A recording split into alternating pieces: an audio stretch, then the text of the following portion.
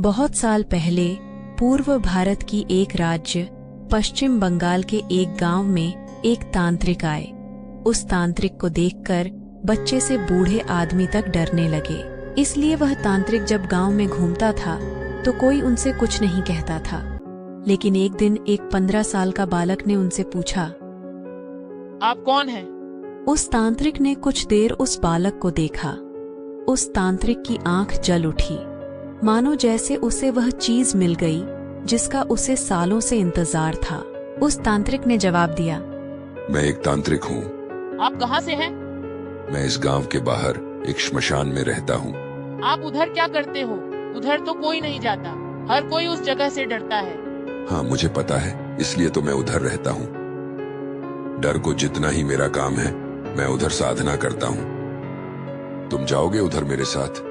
आप किस चीज के लिए साधना करते हैं? इसके आगे वह तांत्रिक उस बच्चे को कुछ बोल पाते उससे पहले ही उस बच्चे की माँ आकर उसे जल्दी से घर ले गई। उस तांत्रिक ने ढूंढते ढूंढते उस बालक का घर पाया और उसकी माँ से कहा, माता, मुझे इसे दे दो, मैं इसे अपना शिष्य बनाना चाहता हूँ।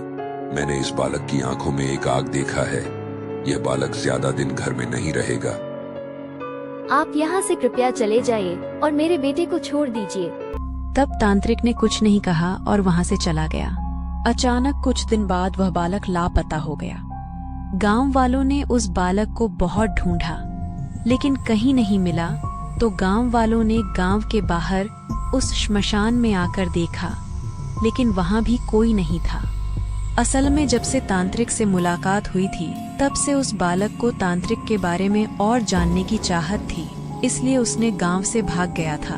उस तांत्रिक ने उस बालक को तारापीठ लेकर आए, जहां बहुत सारे श्मशान का संग्रह था और वह जगह बहुत सारे तांत्रिकों का साधना करने के लिए प्रसिद्ध था। 15 साल बाद एक दिन उस लड़के का, जो अब एक आदमी बन चुका था, उसका छोटा भाई घूमते घूमते तारापीठ आया, जो कि अब एक तीर्थ स्थान बन चुका था।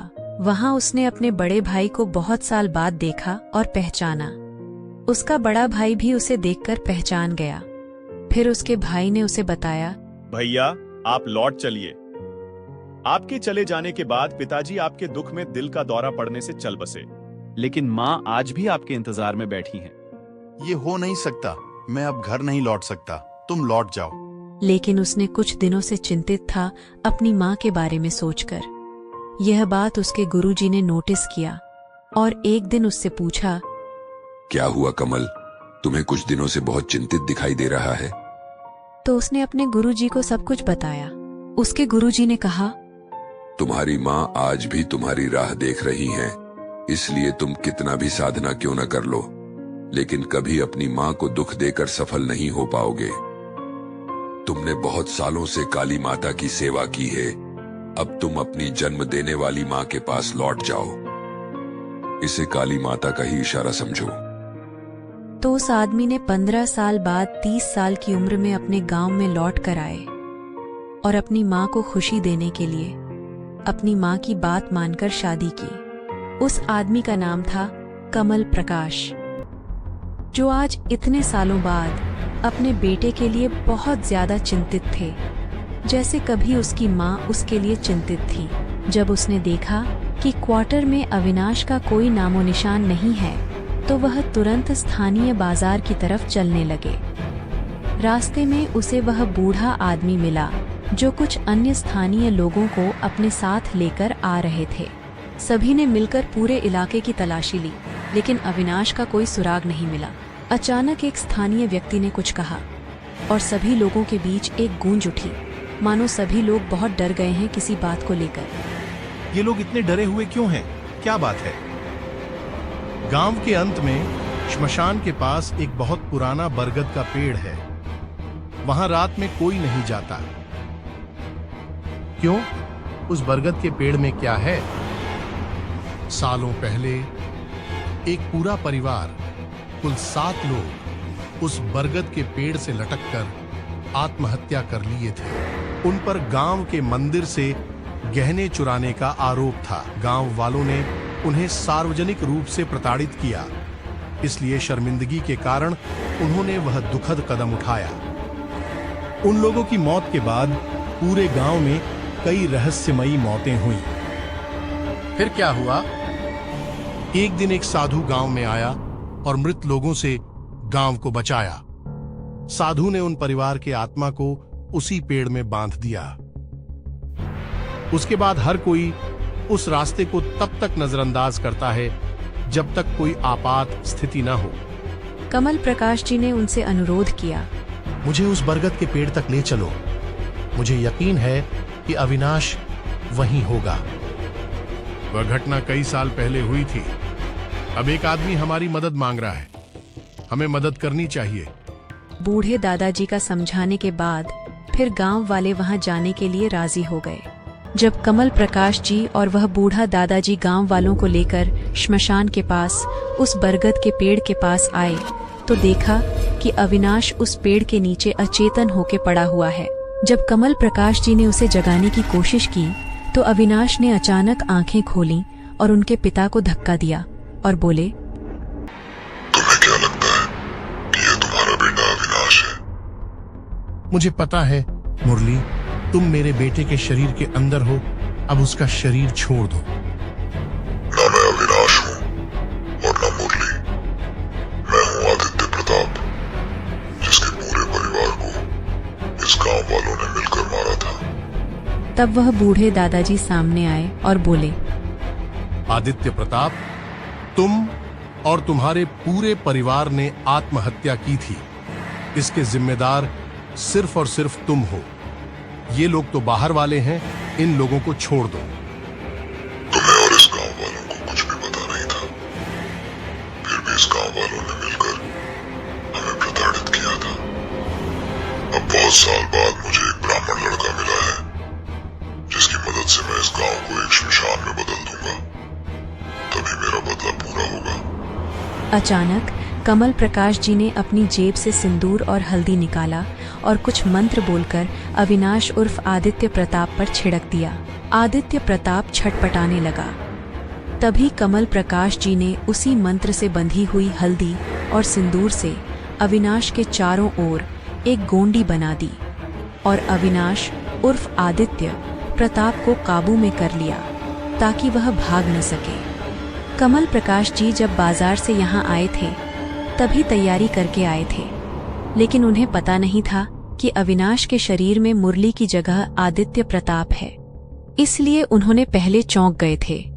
अब जब अविनाश उर्फ आदित्य प्रताप उनके कब्जे में था तो उन्होंने उससे पूछा, आप अपनी पूरी बात बताएं। जब अविनाश उर्फ आदित्य प्रताप ने देखा कि वह अभी कुछ नहीं कर सकता तो उसने अनिच्छा से अपने अतीत के बारे में बताने लगा।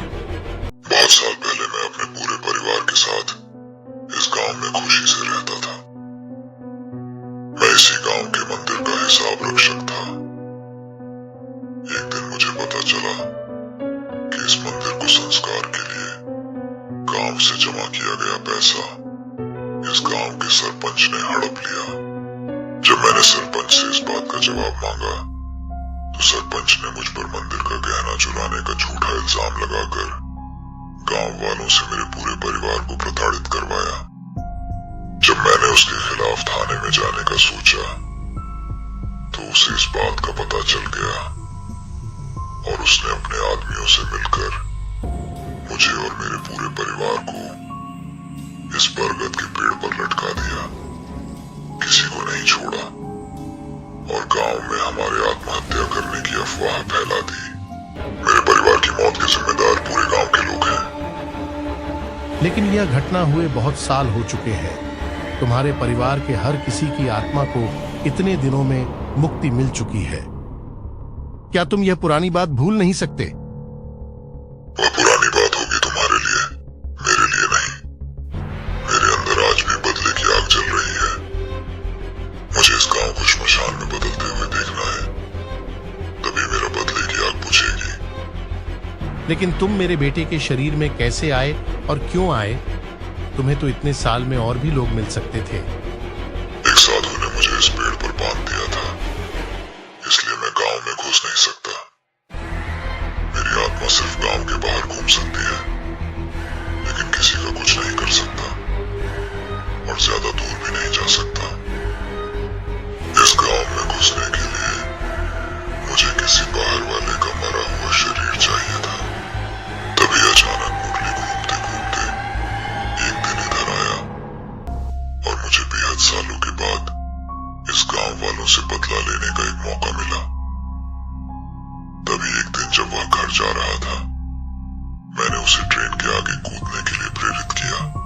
अगर तुम्हें मुरली का शरीर मिल गया था तो तुम्हें मेरे बेटे की जरूरत क्यों थी? मुरली का शरीर मिलने से मैं ज्यादा दूर तो जा सकता था, लेकिन उस साधु के अभिशाप के कारण मैं किसी मरे हुए शरीर में ज्यादा दिन तक नहीं रह सकता था। इसलिए मुरली के बाद एक और व्यक्ति को उसके क्वार्टर में मारा। लेकिन इस गांव को श्मशान में बदलने के लिए मुझे किसी शक्तिशाली ब्राह्मण का शरीर चाहिए था। तभी एक दिन गांव के करीब घूमते घूमते ट्रेन में तुम्हारे बेटे को देखा और मैं समझ गया कि यही है वह इंसान जिसका मुझे सालों से इंतजार था। ये बोलकर आदित्य प्रताप ने चुप हो गया। फिर कमल प्रकाश जी ने कहा, लेकिन तुम मेरे बेटे के शरीर में घुस नहीं पा रहे थे क्योंकि उसके शरीर में एक रक्षा कवच है। इसलिए तुम धीरे धीरे उसके गले से रक्त चूसने लगे जो उसे पता नहीं था।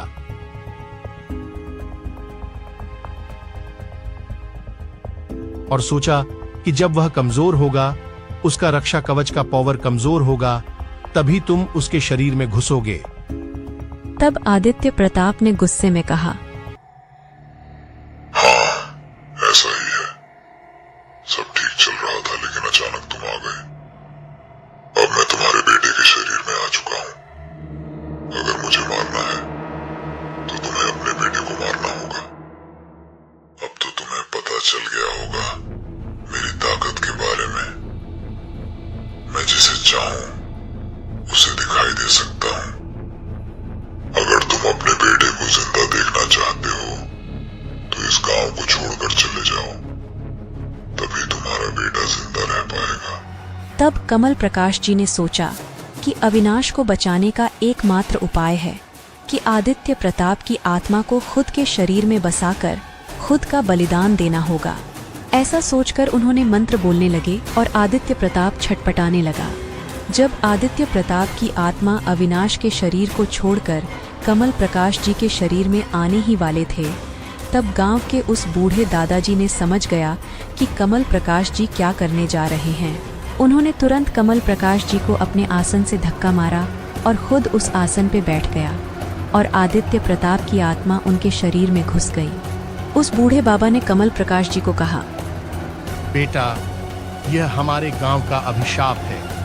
तुम लोग तो बाहर वाले हो, हमें ही इसका प्रायश्चित करने दो। और पलक झपकते ही उसने अपने हाथ की कुल्हाड़ी से अपना बलिदान दे दिया और इस तरह आदित्य प्रताप की आत्मा मर गई और पूरे गांव को उसके हाथों से मुक्ति मिली। एक विरक्त हृदय से कमल प्रकाश जी ने गांव वालों को धन्यवाद दिया और अपने बेटे के साथ अपने गांव लौट आए। लेकिन वह एक बात से चिंतित थे। क्या आदित्य प्रताप की आत्मा इतनी आसानी से मर सकता है?